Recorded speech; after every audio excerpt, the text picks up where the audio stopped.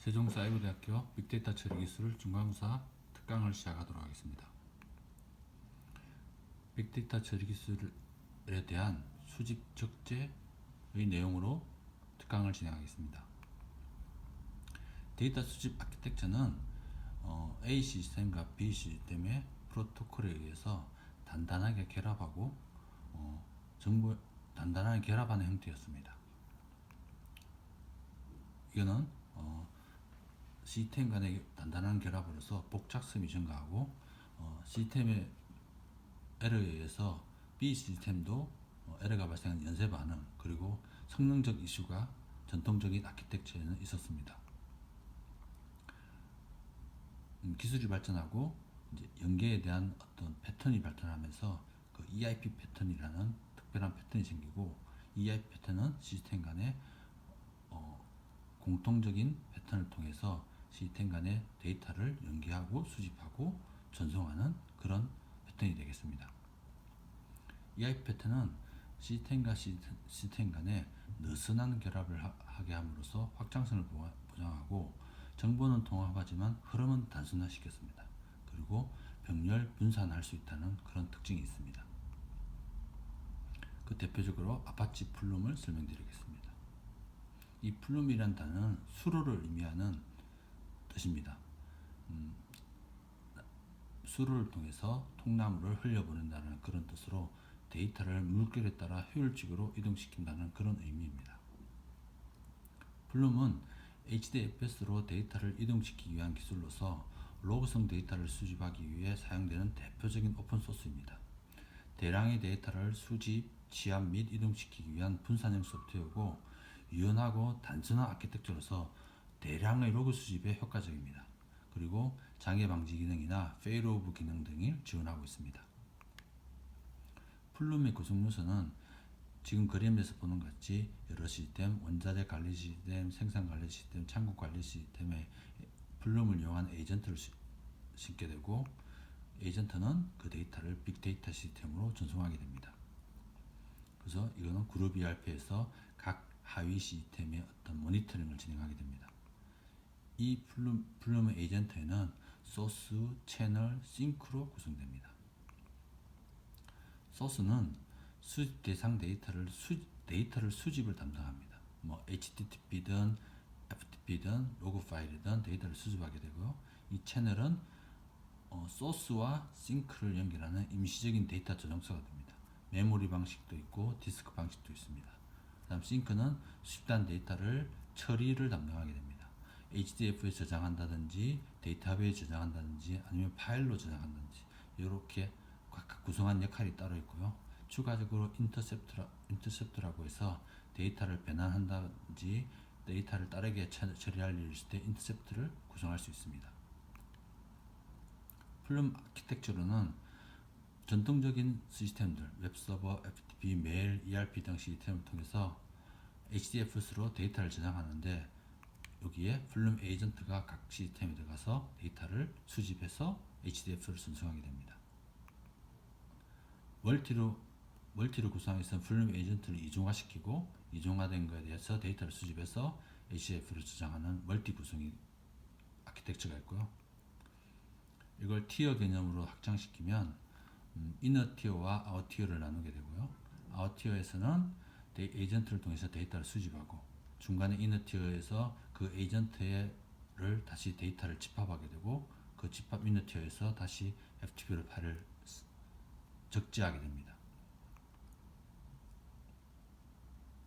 다음은 카프카입니다. 분산형 스트리밍 플랫폼에서 카프카는 4가지 특징이 있습니다. 첫 번째는 분산 클러스터로서 정설이 용이하고 대용량 메시지 처리하고 성능이 우수합니다. 두 번째는 디스크를 활용함으로써 시스템이 중단되어도 메시지 유실이 없습니다. 세 번째는 처리되는 메시지가 앞서 쌓여 있어도 느려지지 않습니다. 네 번째는 메시지 생성자와 소비자가 분리되어 메시지를 처리합니다. 칼럼의 주요 3가지 기능으로는요. 첫 번째는 발행 구독 기능입니다. 엔터프라이즈 메시징 시스템과 유사한 레코드 시스템을 발행하고 그 레코드를 소비하는 기능입니다. 그다음 내결함성이라고 해서 클러스터를 구성하면서 시스템 물리적인 시스템이 한 대 고장 나더라도 그 성능에는 이상이 없고 기능적인 부분을 정상적으로 수행할 수 있다는 그 내결함성 기능을 제공합니다. 세 번째는 발생한 데이터를 모두 스트림 처리합니다. 플룸의 아키텍처에서 아웃티어와 이너티어를 구성할 수 있다고 앞전에 설명드렸습니다. 이걸 카프카로 대체하게 되면 플룸 에이전트를 통해서 아웃티어에서 에이전트를 수집하고 이 에이전트가 수입된 데이터는 모두 카프카로 전송함으로써 이 이너티어에 있는 에이전트의 멀티를 복잡성을 카프카로 아키텍처를 구성할 수 있습니다. 카프카의 구성 요소로는 첫 번째 프로듀스, 그다음 데이터를 뜻한 로그, 그다음 파티션, 그리고 데이터를 소비하는 컨슈머가 있습니다. 토픽과 파티션인데요. 토픽은 데이터의 분류를 설명하시면 되고, 파티션은 그 분류를 효율적으로 전달하기 위한 병렬적인 형태를 생각하시면 되겠습니다. 로그가 발생되고 카테고리 또는 피드 이름으로 레코드가 기록되는 데이터 자체입니다. 토픽에는 보관된 데이터를 서브스크라이브하는 컨슈머가 n개 존재할 수 있습니다. 토픽은 최소 1개 이상의 파티션으로 구성됩니다. 파티션은 레코드를 보관합니다. 그래서 Q라고 생각하면 되고요. FIFO 방식으로 파티션을 동작하게 되고, 특별한 설정이 없다면 보관된 레코드는 지속적으로 유지됩니다. 그래서 보존 정책에 의해서 그 보존되는 설정 기간을 지정할 수 있습니다. 프로듀스가 토픽에다가 데이터를 발행하게 되면 컨슈머는 토픽에서 데이터를 가져가게 됩니다. 그 안에 토픽 안에 파티션은 기본적으로 1개를 구성할 수 있고요. 설정에 따라서 2개, 3개 늘릴 수 있습니다. 중요한 점은 파티션을 한번 누르게 되면 다시 줄이지는 못합니다. 오프셋이라고 해서 이제 카프카 같은 메시징 시스템은 데이터를 전송이 보장돼야 됩니다. 이 컨슈머에게 데이터를 전송을 보장하기 위해서 오프셋이라는 개념이 있고요. 이 오프셋은 그 컨슈머별로 어디까지 데이터를 가져갔는지 그걸 위치를 기억하는 그런 체계라고 보시면 되겠습니다. 카프카 클러스터인데요. 이 브로커는 물리적인 서브라고 생각하시면 됩니다. 브로커가 1개, 2개, 3개, 브로커 1, 브로커 2, 브로커 3가 있고요. 그 안에 파티션이 병렬적으로 분산되어 처리했습니다. P1인 브로커 1에도 있고 브로커 2에도 있게 됩니다. 그러면 브로커 1이 리드가 되고 브로커 2가 클라이언트가 되는 거죠. 그래서 데이터도 그 파티션에 따라서 데이터도 분산해서 저장하고 이걸 파일로 저장함으로써 컨슈머에게 데이터 보장이 됩니다. 이런 파티션별 리더 선출은 주키퍼가 담당하게 됩니다. 그래서 카프카 아키텍처는 스탠드얼론 모드가 있고요. 두 번째, 단일 서버의 브로커를 여러 개 구성하는 가상의 클러스터 구성 모드가 있고요. 실제 물리 서버의 브로커를 분리함으로써 완전 클러스터가 구성할 수 있습니다. 테스트 용도 외에는 특별한 이유가 없다면 단일 브로커를 구성합니다. 그리고 클러스터는 홀수개를 구성하고요. 그러니까 클러스터 1개당 최소 3 브로커를 구성해야 되고요. 리플리케이션, 그러니까 데이터를 복제하기 위한 리플리케이션은 브로커 수보다 적게 설정해야 합니다. 다음은 하둡입니다. HDFS는 구글 파일 시스템에서 확장되었습니다. 자바로 개발되었고요. 클러스터 내 대용량 파일을 나눠 저장함으로써 데이터 안정성을 확보했습니다. HDFS 첫 번째 개요는 확장성, 대규모 확장성을 위한 설계로 단일 플랫폼에 무제한에 가까운 데이터를 저장할 수 있습니다. 그러니까 클러스터 구성하면서 서버만 계속 추가할 수 있다면 데이터는 무제한에 가깝게 데이터를 저장할 수 있습니다. 적응성, 사전 모델링 없이, 그러니까 구조 없이 비구조 형태의 데이터를 그대로 저장할 수 있습니다. 하드웨어 고장이나 클러스터를 구성하기 때문에 하드웨어를 고장하더라도 특별한 데이터를 유실하거나 이런 일은 없습니다. 법용 파일 시스템이 다르다는 의미는 HDFS라는 파일 시스템이 따로 있게 되고요. 이 HDFS는 읽어가는데 업데이트는 안 되고 기록하고 읽어가는데 최적화되어 있습니다. 그래서 한 번 읽고 여러 번 읽는 모델에, 한 번 쓰고 여러 번 읽는 모델에 적합합니다. 실제 하둡의 어떤 데이터 처리입니다. 하둡은 기본적으로 네임 노드라고 해서 이 데이터를 관장하고 기록할 수 있는 명령을 내릴 수 있는 네임 노드가 있고요. 그 다음 실제 데이터를 보관하는 데이터 노드가 있습니다. 그래서 HDFS 클라이언트가 하둡에 저장하고 있는 네임 노드에 접근해서 어느 데이터 노드의 데이터를 저장할 건지를 네임 노드에 물어보게 됩니다. 그러면 이제 네임 노드가 특정 데이터 노드를 지정하게 되면 실제 HDF 클라이언트는 그 데이터 노드에 접근해서 파일을 기록하게 됩니다. 특정 데이터 노드에 파일을 기록하게 되면 내부 네임 노드와 데이터 노드 간의 정보 교환을 통해서 어떻게 리플리케이션 할지를 다 결정해서 내부적으로 리플리케이션이 이루어지게 됩니다. 이 데이터 노드는 기본적으로 파일 기반의 디스크 기반의 기록하기 때문에 데이터 유실이 없습니다. 실제 이제 데이터 노드에 데이터를 복제하는 방법인데요.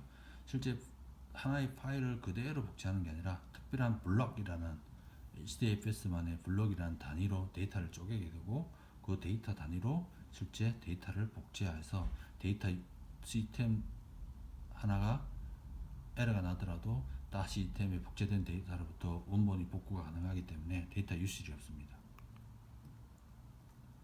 예를 들어 지금 복제수가 R1이라면 블록 ID 13은 이렇게 두 군데로 리플리케이션 개체가 두 개를 복제가 되고요.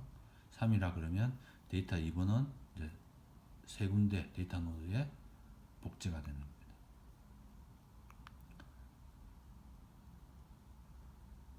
맵 리듀스, 하드웨어 맵 리듀스는 전통적으로 잡 트래커에서 스케줄이 조정되고요. 태스크 트래커라 해서 슬레이브 노드에서 태스크 트레드에서 맵 리듀스의 등준 등의 동작을 하게 됩니다. 맵 리듀스의 전통적인 동작은 대량의 데이터 처리를 위한 프레임워크입니다. 맵 리듀스라는 프로그램 모델을 추상화시킨 라이브러리로서 작업을 작은 부분으로 나누고 각 시스템별로 독립적으로 처리합니다. 독립적으로 처리된 출력이 하나의 단위 위치에서 수집됩니다. 데이터를 인풋하게 되면 맵이라는 단위에서 데이터를 분류하게 되고요. 셔플이라는 단계를 지나 리듀스 단계에서 데이터를 요약하게 됩니다. 그래서 아웃풋이라는 결과물을 내게 되는 거고요. 그래서 매퍼와 리듀스의 크게 두 단계로 나누게 되는 거고요. 모든 데이터는 키 밸류 형태로 변환하게 됩니다. 잡 트래커에서 작업을 실행하게 되면 해당 잡 트래커에서 맵 리듀스를 태스크 트래커로 명령을 내리게 되고요. 이 태스크 트래커에서 맵과 리듀스 작업이 이루어지게 됩니다.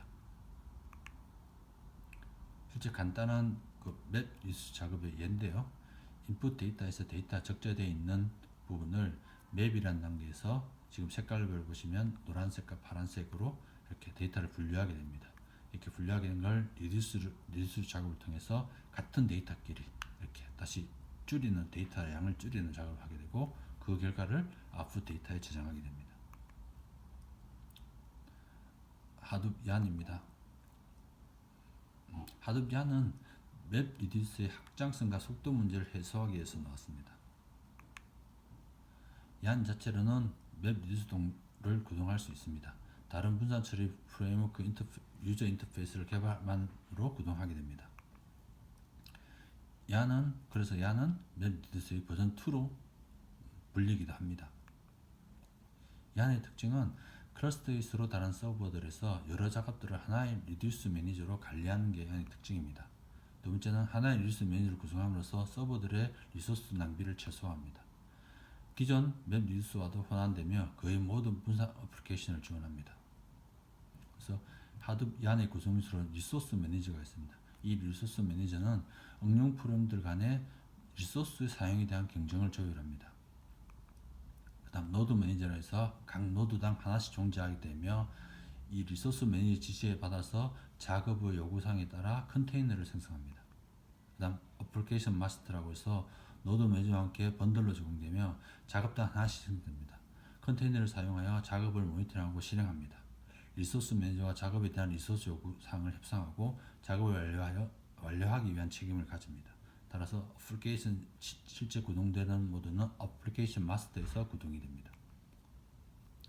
얀 아키텍처는 그러니까 리소스 매니저에서 자원을 스케줄링 하게 되고 유저 어플리케이션은 실행을 조정하고 실제 태스크 모니터링을 하게 되고 그다음 컨테이너에서 노드 매니저에서 컨테이너 그 어플리케이션이 구동되기 위한 컨테이너를 관리하는 그런 얀 아키텍처가 크게 세 가지 구조로 구성되어 있습니다. 하드웨어 주기표입니다.